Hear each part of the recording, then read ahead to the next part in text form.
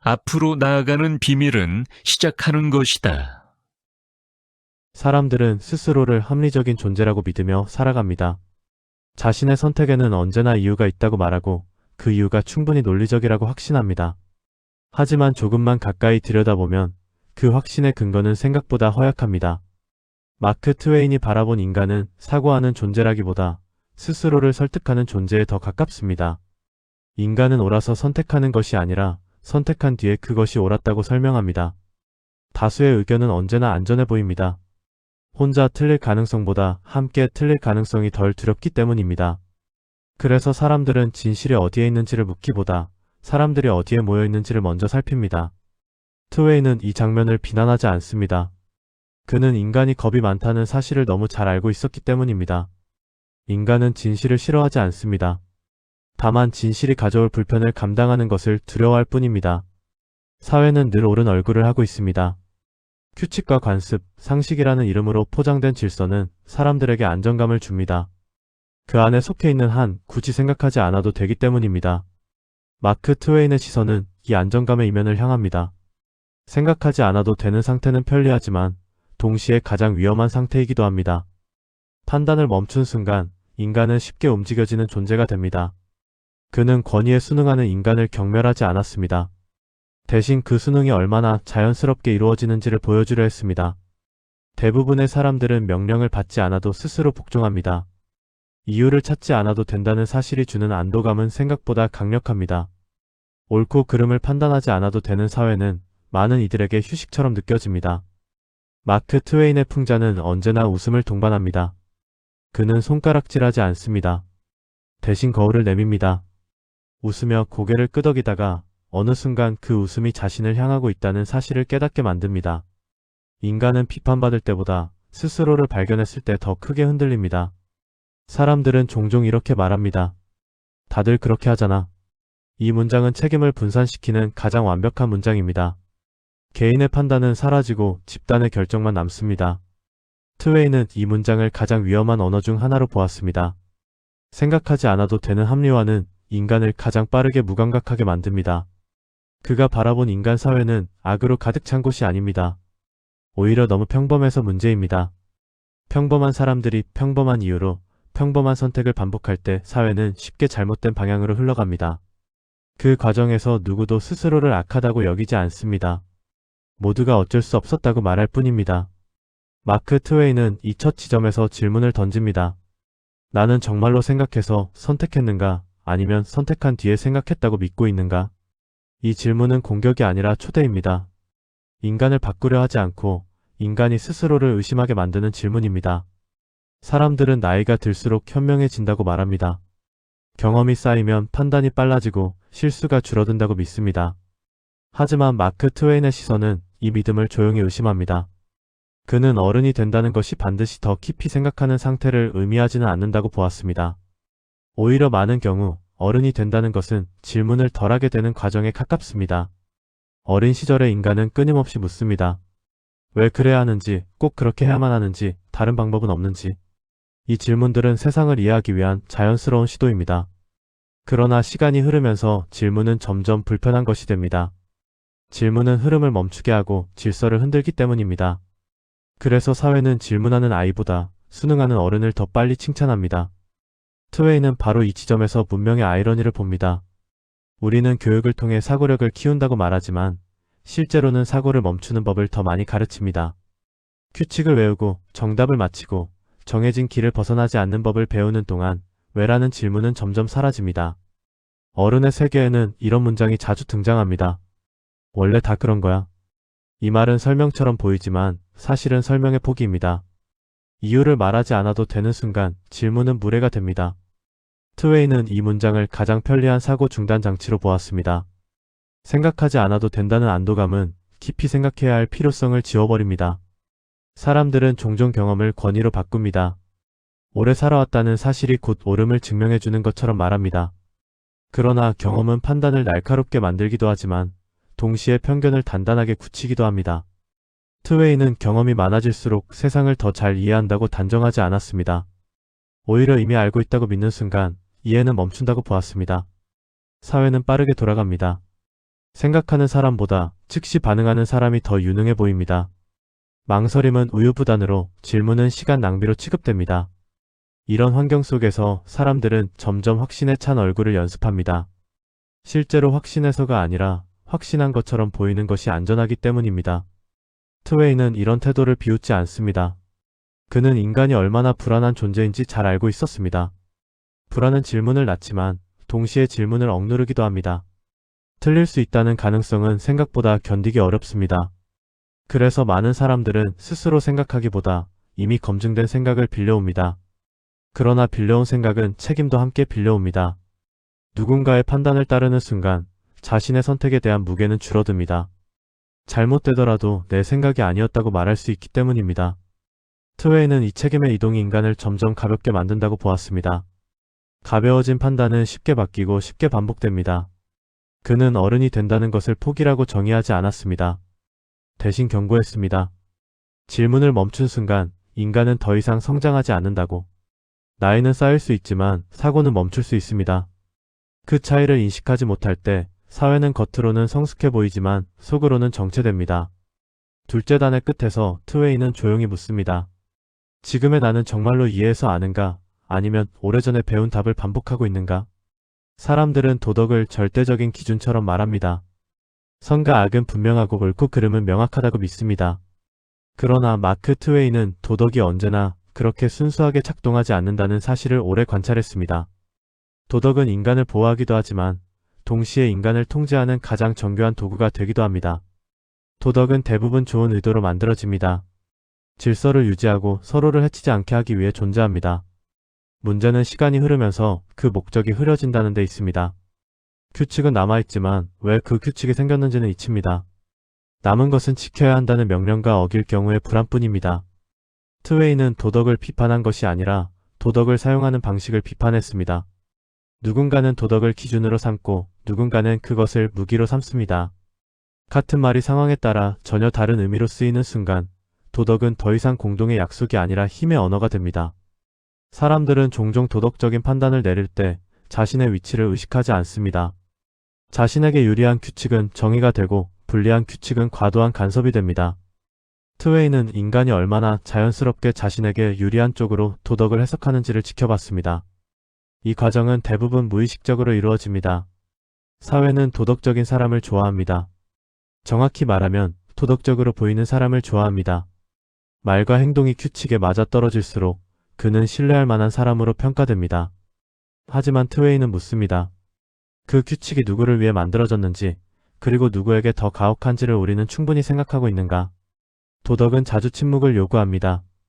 다수의 기준에 어긋나는 말은 무례로 취급되고 질문은 불온하게 여겨집니다. 이렇게 도덕은 사회를 안정시키는 동시에 불편한 목소리를 조용히 밀어냅니다. 트웨이는 이 침묵이 가장 큰 문제라고 보았습니다. 말하지 않음으로써 유지되는 질서는 언제든 누군가를 희생시킬 수 있기 때문입니다. 사람들은 스스로를 도덕적인 사람이라고 믿고 싶어 합니다.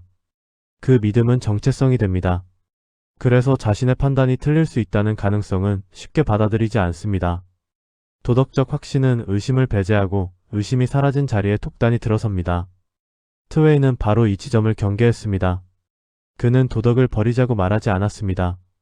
대신 도덕을 끊임없이 의심하자고 말했습니다. 지금 옳다고 믿는 것이 정말로 모두에게 옳은지 아니면 특정한 질서를 유지하기 위한 편리한 명분인지 묻자는 것입니다. 이 질문은 불편하지만 도덕을 살아있게 만듭니다. 셋째 단의 끝에서 트웨인의 사상은 한 가지 원칙으로 수렴합니다.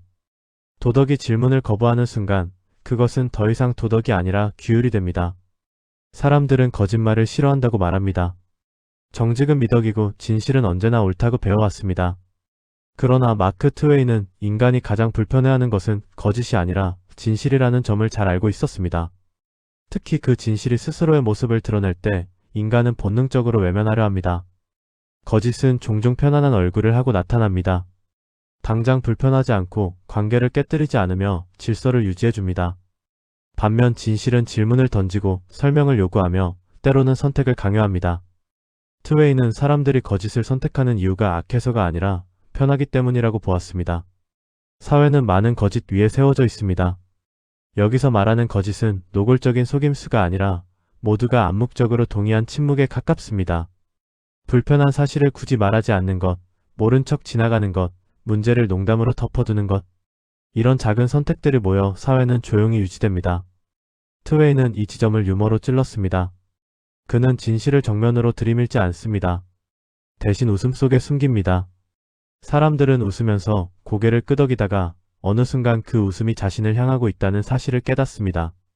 이 깨달음은 비난보다 훨씬 오래 남습니다. 사람들은 진실을 말하는 사람보다 분위기를 깨지 않는 사람을 좋아합니다. 솔직함은 존중받는다고 말하지만 실제로는 조용한 수능이 더 많은 보상을 받습니다. 트웨이는 이 모순을 반복해서 보여주었습니다. 진실은 환영받지 않지만 농담이 되면 받아들여집니다. 그래서 진실은 종종 웃음이라는 옷을 입습니다. 웃기면 말할 수 있고 웃기지 않으면 침묵해야 합니다. 트웨이는 이 구조를 잘 이해했습니다. 그는 웃음을 도피가 아니라 전략으로 사용했습니다. 웃음은 방패이자 열쇠였습니다.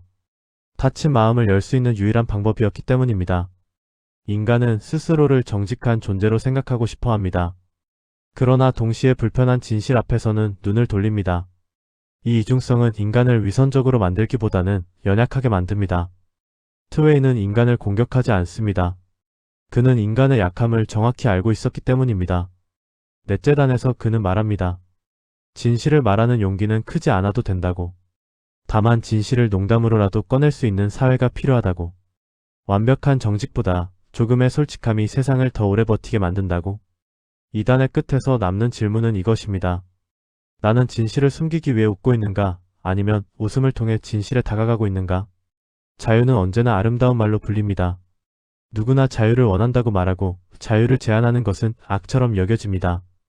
그러나 마크 트웨이는 자유가 실제 삶에서 어떤 모습으로 등장하는지를 더 냉정하게 바라봤습니다. 자유는 편안함이 아니라 부담으로 다가오는 경우가 더 많기 때문입니다.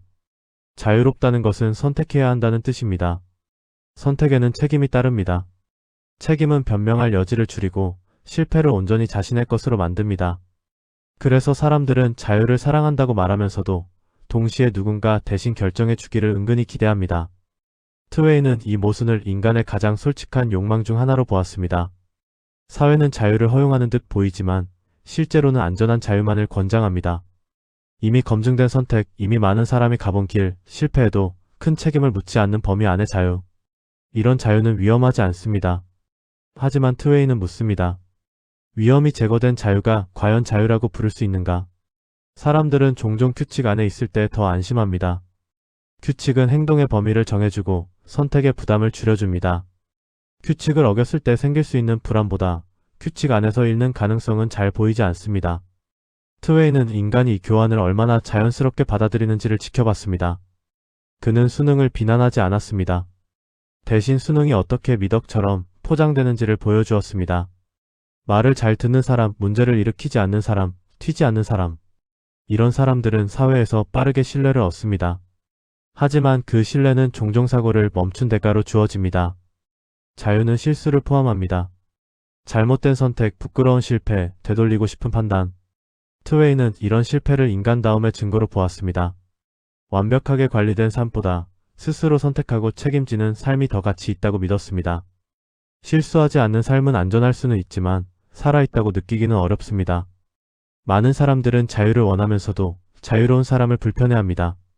예측할 수 없고 통제하기 어렵기 때문입니다. 자유로운 사고는 기존 질서를 흔들고 질문을 던지며 익숙한 답을 거부합니다. 트웨이는 이런 불편함이야말로 사회를 움직이는 힘이라고 보았습니다. 다섯째 단에서 그의 사상은 분명해집니다. 자유는 권리가 아니라 태도에 가깝습니다. 누가 허락해줘서 얻는 것이 아니라 스스로 감당하겠다고 선택하는 것입니다. 그 선택에는 늘 대가가 따릅니다. 하지만 그 대가를 치를 준비가 되어 있을 때 인간은 비로소 자기 삶의 주인이 됩니다. 이 단의 끝에서 남는 질문은 하나입니다. 나는 자유를 원하고 있는가? 아니면 자유롭다고 느끼고 싶은 것뿐인가? 사람들은 시대가 변하면 인간도 함께 변한다고 믿습니다. 기술이 발전하고 제도가 세련되어지면 사고방식 또한 진보할 것이라 기대합니다. 그러나 마크 트웨이는 문명의 변화와 인간의 변화가 반드시 같은 속도로 움직이지 않는다는 사실을 오래 지켜봤습니다. 그는 시대를 비판하기보다 시대 속에서 반복되는 인간의 모습을 관찰했습니다. 외형은 끊임없이 바뀝니다. 옷차림과 언어, 도구와 환경은 빠르게 달라집니다. 하지만 인간의 욕망은 놀라울 만큼 일정한 모양을 유지합니다. 인정받고 싶고 불안은 숨기고 싶으며 책임은 나누고 싶어 합니다. 트웨이는 이 변하지 않는 부분에 주목했습니다. 문명은 인간을 더 똑똑하게 만들기보다는 더 영리하게 보이게 만들었습니다. 사람들은 말하는 법을 배웠고 표현은 정교해졌습니다. 그러나 그 정교함은 진실을 더 잘 숨기기 위해 사용되기도 합니다. 트웨이는 말이 늘어날수록 침묵해야 할 진실도 함께 늘어난다고 보았습니다. 사람들은 진보를 믿고 싶어 합니다. 과거보다 지금이 낫다고 생각해야 현재를 견딜 수 있기 때문입니다. 그러나 그는 묻습니다. 우리는 정말로 더 나아졌는가? 아니면 더 잘 포장하게 되었는가? 제도는 개선되었을지 몰라도 그 안에서 움직이는 인간의 본성은 여전히 같은 방향을 향하고 있지 않은가? 트웨이는 역사를 반복의 기록으로 보았습니다. 같은 실수, 같은 합리화, 같은 자기기만이 시대마다 다른 이름으로 등장합니다. 과거의 어리석음을 비웃으면서 현재의 어리석음에는 눈을 감습니다. 그는 이 선택적 기억이 인간을 안심시키는 가장 강력한 장치라고 보았습니다. 기술은 판단을 대신해주지 않습니다. 오히려 판단하지 않아도 되는 상황을 늘려줍니다. 자동화된 선택, 추천된 생각, 미리 정리된 결론. 트웨이는 이런 편리함이 인간의 사고를 대신할 때 발생하는 위험을 직감했습니다. 생각하지 않아도 되는 환경은 생각하는 능력을 서서히 약화시킵니다. 6재단에서 그는 문명의 진짜 시험을 제시합니다. 도구가 얼마나 발전했느냐가 아니라 그 도구를 사용하는 인간이 얼마나 스스로를 성찰하느냐가 중요하다고. 발전은 속도의 문제가 아니라 방향의 문제입니다. 2단의 끝에서 트웨인의 사상은 한 문장으로 정리됩니다. 인간은 변하지 않기 때문에 끊임없이 스스로를 의심해야 한다. 웃음은 종종 가벼운 것으로 취급됩니다. 진지하지 않고 깊지 않으며 문제를 회피하는 방식처럼 보이기도 합니다. 하지만 마크 트웨이는 웃음을 그 어떤 언어보다 진지한 도구로 사용했습니다. 그는 웃음이 인간이 진실을 견딜 수 있도록 돕는 유일한 완충장치라는 사실을 알고 있었습니다. 사람들은 직접적인 비판 앞에서는 방어부터 합니다. 자신을 설명하고 정당화하고 때로는 공격합니다. 그러나 웃음 앞에서는 잠시 무장을 풀어놓습니다. 웃고 있는 동안만큼은 자신이 공격받고 있다는 사실을 잊기 때문입니다. 트웨이는 이 틈을 정확히 알고 있었습니다. 그의 유머는 상대를 낮추지 않습니다. 대신 상황을 드러냅니다. 개인을 비난하지 않고 구조를 보여줍니다.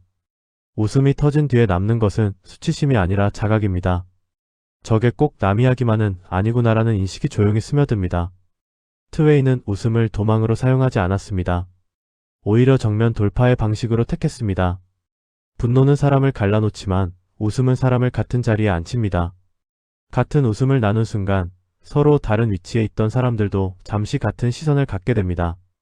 사회는 날카로운 말을 경계합니다. 그러나 웃긴 말에는 관대합니다. 트웨이는 이 허점을 이용했습니다. 말할 수 없는 것을 말하기 위해 웃음을 선택했고 금기처럼 여겨지던 진실을 농담 속에 숨겼습니다.